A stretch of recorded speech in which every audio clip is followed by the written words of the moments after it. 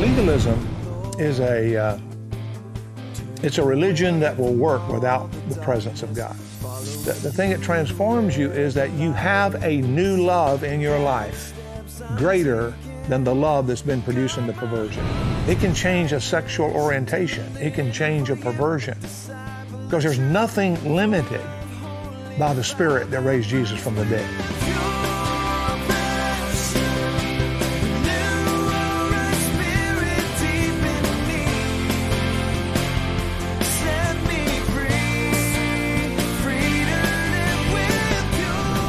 And so the hard choice, the humble choice there is to say, I don't deserve this, but thank you for loving me and thank you for giving me, and let's get on with the conversation.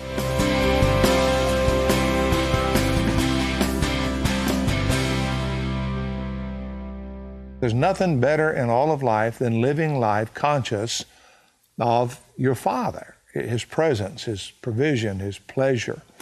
And so God created Adam and Eve that way. All religions are for men speculating, what do you have to do to get back into Eden, to get back to that relationship where you are, you're living out your design. The thing that happened in their heart the moment they sinned was, though they had been created to be sons, they were now thinking like orphans.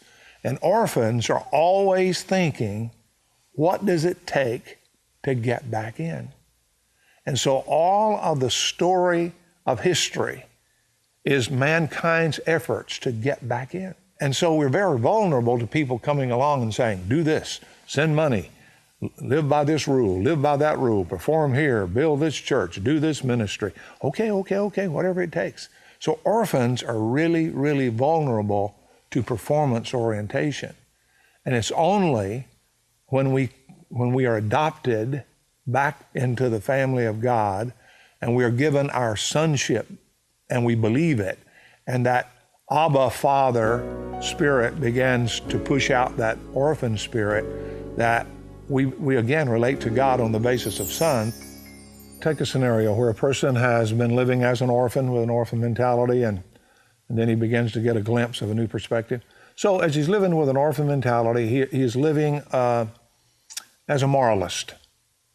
He wants to be moral. He wants to do good things, has good values. So he is living as a rule keeper, a principle keeper. So he reads the Bible to get principles to live by, formulas that might work, lessons to be learned, wisdom to be gained, so he can use all of this kind of stuff. So he may be a churchgoer and he may be reading books, but he'll tend to be reading the more self-help books, very practical stuff. He likes to hear preachers who preach very practically, is what he would say. It's like, tell me 5 things to do between now and next week to make my marriage better, to handle my money, to get my children obeying me, to make sure I've got success in my business, whatever. So he's pretty involved in all that. He lives a great deal of his life out of fear that if he doesn't do certain things, that there'll be a curse. If he doesn't tithe, for instance, that the curse will be upon him, or if he doesn't pray over his kids the right way, that the enemy's going to snatch them away from him, and all that kind of stuff. So he lives with all this kind of stuff, and he never has a sense that I can lay down in peace. At the end of the day, there's still stuff left to do. So he never has that total rest of being able to just rest in the Lord. Then one day, it breaks through him a little bit that God has sent Jesus to do all of that, to fulfill all the righteousness, and that he has turned all that righteousness in our behalf, and that now I can be a son and love God the Father. So there's going to be some turbulence there for a while. There's going to be some times of going back and forth. But I might put it in a story like this. I had a friend who was an orphan, lived in an orphanage, and later in life, later in his childhood, when he was a teenager, a wealthy man, good man, came and adopted him. So on the way home, he took him by his office and showed him the legal documents of his adoption, the fact that he's now a son and what he would inherit and all, his inheritance was. Takes him home and shows him his living quarters. So first of all, he takes him in the kitchen and shows him refrigerators full of food, pantries full of food, and so forth. Now previously, the boy in the orphanage, is a pretty poor orphanage, was used to hiding food because he never was sure if you're going to have enough. His clothes, he would sleep with his clothes in the bed because he was afraid somebody else would get up before him and wear the clothes, because you didn't really own clothes, you just wore whatever was available.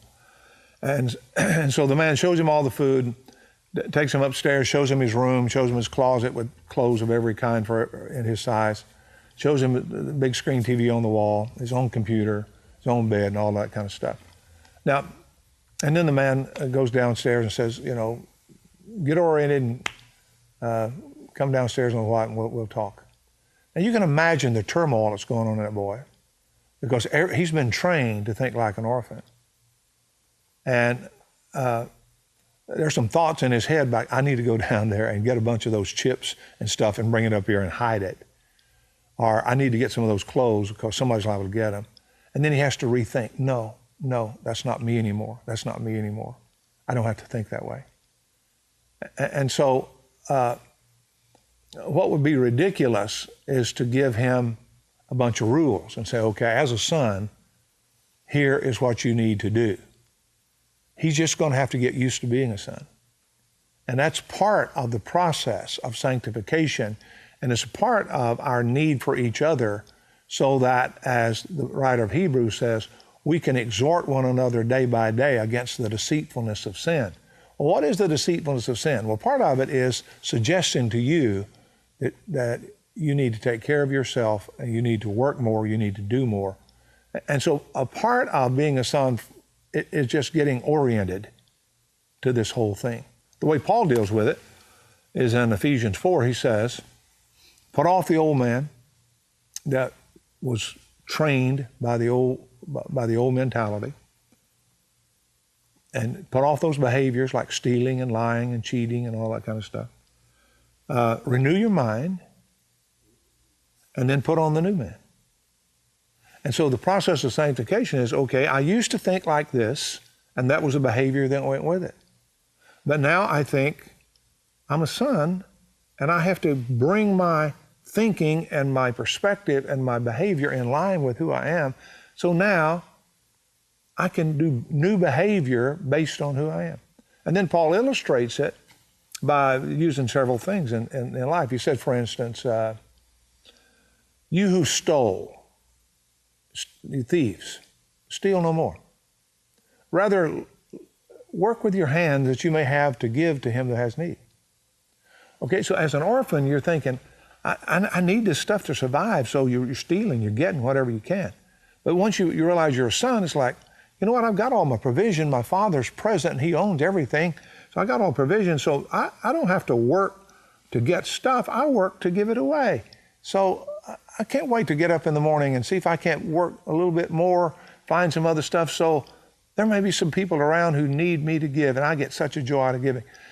So what Paul is showing you is, once you start thinking like a son, your behavior changes without anybody giving you any rules. The fear of the legalist is that without the rules, without the boundaries and whatever, we'll just run off and do stupid stuff and ruin our lives and disgrace God and all that kind of stuff. Legalism is it's a religion that will work without the presence of God. You see, so if you're not conscious of the presence of God, obviously you're going to think that. Because if there's no rules, then what are you to do? But if you bring in the relationship, the fellowship, the presence of God, then you don't need the rules. They're still there. I mean, if you do stupid things, there are consequences. But let me just feature that just for a second there. Legalism is a religion developed by the mindset that does not take in consideration the presence of God. It'll work whether you have God or not. But it doesn't work And all legalists eventually have to admit it. It's not working. So eventually what we have to do is we have to reduce the laws down. It's like, well, he didn't really mean that we do this. We keep dropping the standard until we can do it. And then we call that holiness. But it doesn't satisfy, and we die wondering, did I do enough?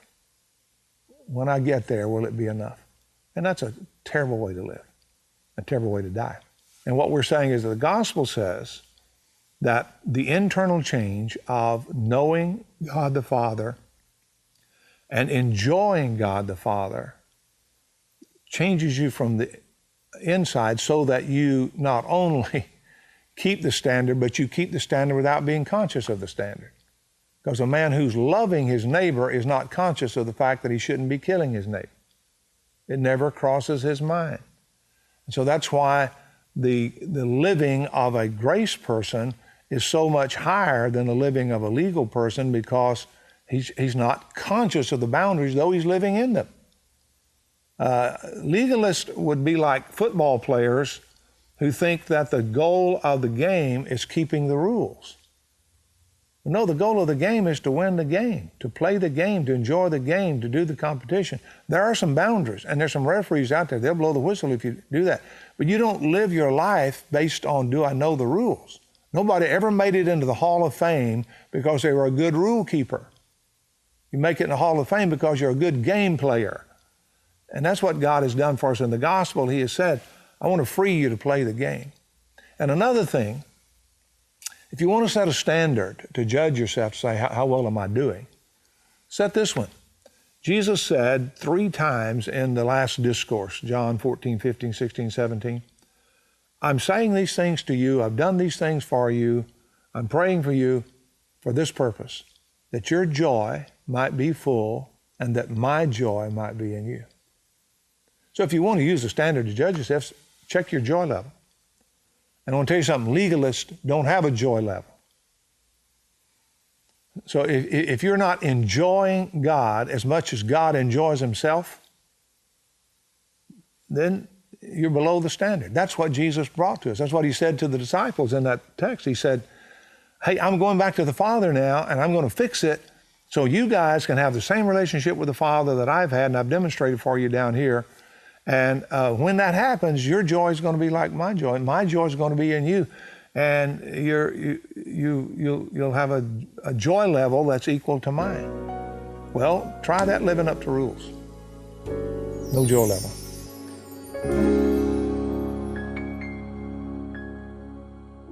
Some people do equate grace with just forgiveness. You know, thank God I'm forgiven. I get to go to heaven now. My sins, I won't have to face my sins at the great judgment. So thank God for grace. But now I'm kind of left on my own to do the best I can from here on. But grace, the grace of God is God not only forgiving our sin, but cleansing us. The cleansing of regeneration, the empowering of the Spirit. Because to have your sins forgiven is to become a son of God and to become a recipient of the Holy Spirit who makes us alive in the Spirit. As he does that, he enables us to desire like he desires, and to choose like he chooses, and to act like he acts. So there is no separation of, well, grace is about my sins and getting them taken care of, but now I've got to work on the rest. No, grace is about a life lived in the Spirit, conscious of the Father, doing things for the Father, knowing that inside of me, connected with my spirit, excuse me, is the same Spirit that raised Jesus from the dead. Well, that gives me great hope. It gives me hope for transformation. It means that if I have lust or appetites that have been built in and practiced and whatever, if that same Spirit can raise Jesus from the dead, it can break that in me. It can change a sexual orientation. It can change a perversion. Because there's nothing limited by the Spirit that raised Jesus from the dead. I tell people often there's nothing wrong with any of us that dying and being resurrected wouldn't fix. You say, well, yeah, I had a terrible family life and I was abused. That's terrible. I'm not downplaying that. And it does affect us. We've all been affected by the fall and many other things. But here's the good news. The solution is greater than the problem. Whatever is wrong with me is fixed by dying and being resurrected by the same Spirit that raised Jesus from the dead. Now, what about living with a consciousness of that living inside of me is the same Spirit? If that's the case, then when I see hard jobs ahead of me or commands ahead of me, instead of despairing and going, oh no, I can't do that, it's like, yay, I get to attack this knowing that the same Spirit that raised Jesus from the dead is in me, and he will attack it through me, and so I get to partner with him. And that's fun life. That's adventurous living. So Paul tells us in Romans 8 that the solution to living by the law, which is what I know all to do, I don't do, and what I shouldn't be doing is things I do, all that kind of stuff. So what's the solution? He said, the solution is life in the Spirit. So if we walk in the Spirit, we have liberty. So what's walk in the Spirit mean? Well, in that context, what Paul is saying is the Jewish mindset has been walking in the flesh. That is, living by the law, depending on your performance and depending on your bloodline, depending on the law, depending on the fact that you're related to Abraham, that all of that is what he calls flesh. But the Spirit is having a new mindset of realizing Jesus came as the last Adam, as the ultimate Israelite. He died and fulfilled the purposes of both of those, and now he's given us his Spirit.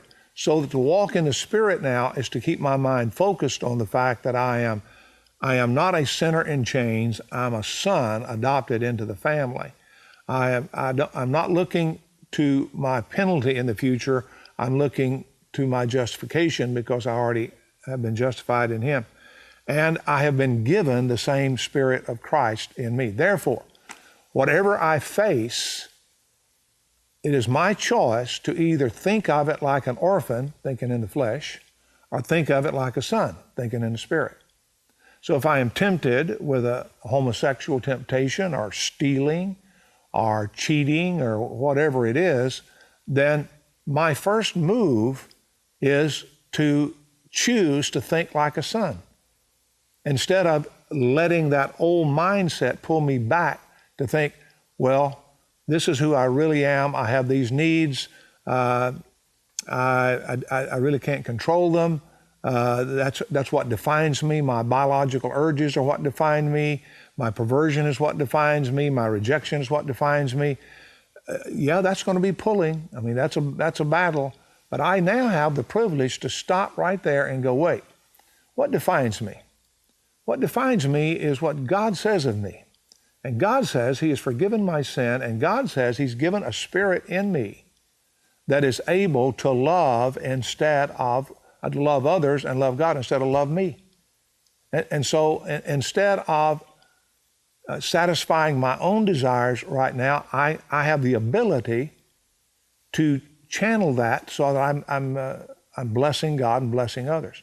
So yes, it's a battle. It goes back to the Ephesians 4 that I talked about earlier. You have to acknowledge that the bad behavior is bad. That's old clothes. It does not fit me anymore. But the important thing is the renewed mind. I have to come to think as a spirit person, as a person conscious of the presence of the Lord. And then I can choose the behavior. And I want to go back to the fact that it really is the relationship. It is the presence that makes the deal. If we're talking about just being transformed by willpower and just saying, I'm not going to do that, and I am going to do that, and we're talking about the kind of accountability that's basically sin management. I have to report to you every day and tell you what I'm doing, and you got to, and my fear of you knowing is going to, none of that's going to ultimately transform you. The thing that transforms you is that you have a new love in your life greater than the love that's been producing the perversion. Because that is selfish love. We can get into all the reasons that we have it. Why do certain people tempted one way and some another? I don't know all the reasons. I just know the solution is the same. And the solution is that because of Jesus, I can be conscious of the presence of a Father who loves me unconditionally. And in that presence, all of that self-love and that perverted self-love that's got a hook in it is overcome by his love for me.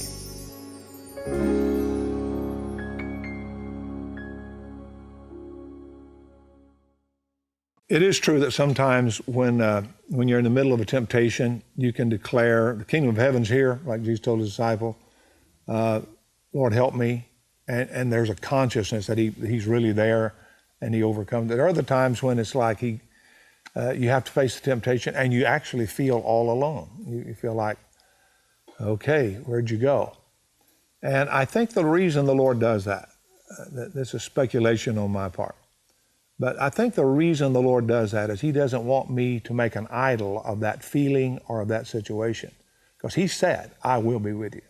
And whether I feel like it or not, he's there. And he's just as powerful in the moment when I don't feel his comfort, his presence, his empowering, as when he's not. It feels like he's abandoned me. But why is he doing that? He's teaching me not to live by bread alone, by every word that proceeds from the mouth of God. And so we can't get into I've got to have the right warm feeling or I've got to have the right circumstances. No, he's there the whole time. And he said, I will be working in you to will and do of my good pleasure. And so there have been times for me when I've had to say, God, it feels to me like you've moved to Kansas and did not leave a forwarding address. It feels like you're pretty much fed up with me and you're not going to help me. It feels like that. But you said you'd be with me. So even though I can't find you, I'm going to trust you're here. And I'm making this choice. But what do you do when you fail? What do you do when you've given into temptation and you've lost the battle on that whole deal? Well, I'll tell you what you don't do first. What you don't do is go back and try to earn it. First of all, you don't deny it. No use in saying, well, it wasn't my fault, whatever. That's the first thing. And you don't blame somebody else. That's the second thing. And you don't go back and try to earn it, which is the default mode. Okay, I'll make up for it. And one of the ways we make up for it is by raising the standard. Okay, I yielded to that temptation. It's probably because I was watching too much television, so I'm throwing the television out the door. Well, then you got to go buy another television. So we raise the standard. But what we do is we confess. To confess means to agree with God. Well, what does God say about it? Well, God says, obviously, you've made a wrong choice. I agree with him. That was a wrong choice. He also says, I knew about that before I ever chose you. And my son paid for it on the cross. And it's paid for. And I'm interested right now in our relationship. So I have to agree with that. And it may be one of those occasions where you don't feel forgiven and you don't feel warm and whatever. But it's our responsibility to agree with God. I agree with you. My sin is paid for. And I choose now to focus on your presence. The enemy will come in and say, because you've sinned, God's left you. He hasn't. He left Jesus when Jesus took your sins, so he would never have to leave you when you sinned. So even though you feel guilty and shame and you want to go hide behind a bush, he didn't leave. And so the hard choice, the humble choice there is to say, I don't deserve this, but thank you for loving me and thank you for giving me, and let's get on with the conversation. Bottom line is, what is the goal of life? Why did God create us? Where are we going? The goal of life is, I'd say it like this, to enjoy God as much as God enjoys himself and to display God as his physical representations on the earth, to bear his image. So that's our goal. If that goal is my goal, if I adopt that as my goal, it determines all my decisions. I don't have to worry about laws and rules and all that. They're there, they're good. I don't have to worry about it because all decisions are measured by this. Is this helping me reach my goal? Is this helping me to know God better? Is it helping me to display him clearer? Is it building our intimacy? Is it helping me discover what he's put within me and what he's put before me? If it's not, then it's a negative, it's a no. So the goal of life is to know God and enjoy Him. I mean, I think one of the creeds said something like that, doesn't it? I mean, it's not like we're the first ones to figure this out. Is to enjoy God as much as He enjoys Himself and to display Him accurately in the world. If you're like most Christians, this is probably the first time that you've heard someone teach on how a relationship with God arrests legalistic motives for being good and turns them into acts of love. The saying is true: to know Him is to love Him. It may also have been news to you that this same grace empowers you to live at levels of holiness you never thought possible. It seems counterintuitive, but passion for God actually distracts the mind from a focus on the law, even while empowering the keeping of it. The great thing is, you don't need to understand how it works. All you need to do is pursue the Lord your God with all your heart, with all your soul, with all your mind, and with all your strength, and the rest will take care of itself. I'm Jonathan Daugherty for Pure Passion.